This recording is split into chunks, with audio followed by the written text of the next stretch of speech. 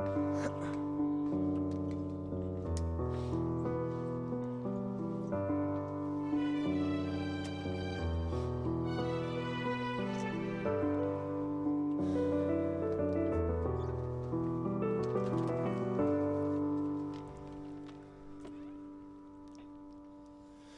Schneeflocken jagen die Seerobben.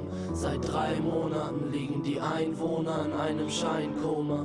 Seit einem Jahrhundert essen sie den Nebel auf der Insel der grauen Mönche, wo die Trauer meine Frau sein könnte. Und die Mauer, die am Ortsrand stände, wäre keine Grenze, sondern eher wie Dämme. Ich schaue durch das Fenster zum Mond, ohne Lichter der Stadt wirkt er doppelt so groß. Nachtigall abgeknallt und beerdigt in einem weißen Wasserschwall. Ich bin auferstanden, war 3 Tage lang tot und jetzt spreche ich Gedanken in das monotone Abendrot. Auf der Insel der grauen Mönche, wo die Taube ein V sein könnte. Leere Schalen, gelbe Eier wandern in den Dünen und der Schnee wäscht den Sand unter meinen Füßen. Wo der Möwenschwarm kreist überm Löwenzahn, Würmer vor Größen waren, in die Höhe fahren. Wir warten ausgeschlafen, dass der Frühling kommt und wandern langsam durch die Walfischkieferknochen. Bis ich wiederkomme, schreib ich in Rot und Schwarz in dem Ast, der mein Augenlicht brach.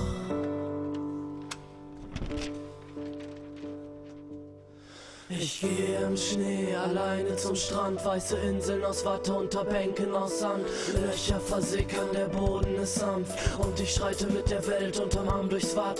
Ins dunkle Richtung Meer, der Himmel ist leer, die Stimme im Meer flüstert noch ein bisschen näher. Salz in der Luft trägt Beinen die Wunden und ich habe eine Narbe. Nach einigen Sekunden scheint es, als sei die Zeit stehen geblieben.